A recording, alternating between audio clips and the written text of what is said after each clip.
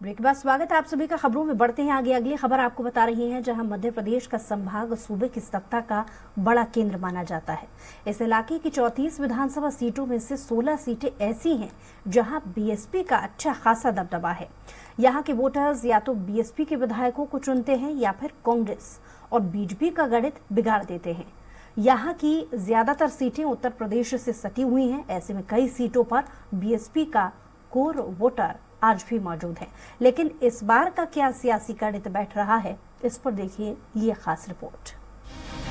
ग्वालियर चंबल इलाके में बीजेपी कांग्रेस के साथ साथ बहुजन समाज पार्टी का भी बोलबाला है। बीएसपी का हाथी यहाँ कई सीटों पर त्रिकोणीय मुकाबला बना देता है।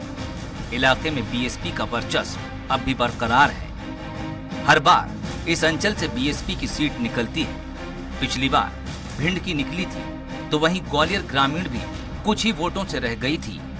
लेकिन एक बार फिर माहौल गर्म है। बीएसपी ने अंचल की कई सीटों पर अपने प्रत्याशी घोषित कर दिए हैं। ऐसे में बीएसपी एक बार फिर ग्वालियर चंबल अंचल के शहरी और देहाती क्षेत्र की कई सीटों पर तैयारी का दमखम भर रही है और अपनी जीत का दावा भी कर रही है।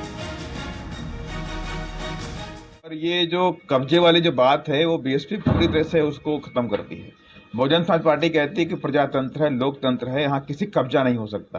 बाबा साहब डॉक्टर अम्बेडकर जी ने हम सबको वोट का अधिकार दिया और वोट के अधिकार के जरिए हम यहाँ पे सरकार चुनते हैं। तो आज जनता ने पूरी तरह से मन बना लिया। मध्य प्रदेश के गांव अंचल में जाइए, आप बीएसपी के लोग बात करते हैं और बीएसपी को इस बार वोट देकर के बीएसपी की सरकार बनाने का मन बनाया। ग्वालियर चंबल संभाग में कुल 8 जिले आते हैं, जिनमें से 5 जिले ग्वालियर संभाग में शिवपुरी, दतिया, ग्वालियर, गुना और अशोकनगर हैं।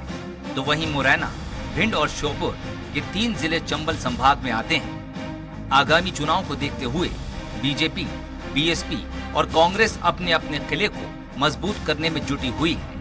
कांग्रेस का कहना है कि अंचल की जनता का अब बीएसपी से विश्वास उठ गया है और वो आगामी चुनाव में कांग्रेस के पक्ष में वोटिंग करेंगे। देखिए, कांग्रेस पार्टी को इस समय मध्य प्रदेश की जनता चाह रही है और जनता ने मन बना लिया है कि कांग्रेस की सरकार 2023 में पूर्ण बहुमत की लानी। रही बात बसपा की, तो बसपा अपना अस्तित्व खो चुकी है, क्योंकि बसपा का जो वोटर था वो समझ चुका है कि बसपा आज की डेट में भाजपा की समर्थक पार्टी बनकर रह गई है। और कहीं ना कहीं मायावती जी भाजपा के डर से बीजेपी का सपोर्ट कर रही हैं और ये बसपा का वोटर भी जानता है और उनको पता है कि हमको कांग्रेस की सरकार बनानी है। अगर हम बसपा का साथ देंगे तो ये कहीं ना कहीं बीजेपी की मदद होगी। अब जरा क्षेत्र की उन सीटों पर एक नजर जहां बीएसपी का दबदबा रहा है। जौरा विधानसभा सीट जिसे 3 बार बसपा जीत चुकी है।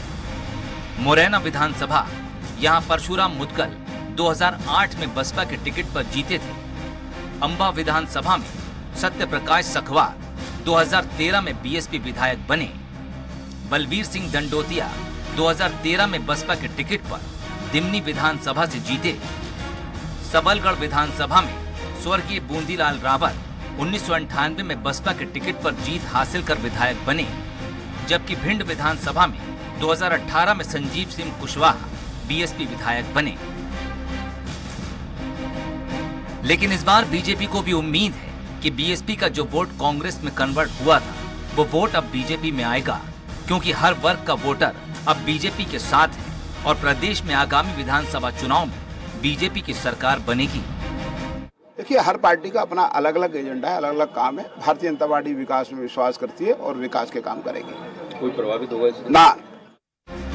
भले ही कांग्रेस और बीजेपी बीएसपी के वोटर्स को मौजूदा हालत में अपना बता रहे हों, लेकिन साल 2018 की स्थिति ये बताती है कि बीएसपी ने बीजेपी और कांग्रेस दोनों का ही खेल बिगाड़ा था। लेकिन साल 2018 की स्थिति बताती है कि बीएसपी ने बीजेपी और कांग्रेस दोनों का ही खेल बिगाड़ा था। साथ ही भिंड में एक सीट पर भी जीत हासिल की थी। इस बार सबकी नजर फिर से बीएसपी के हाथी पर है।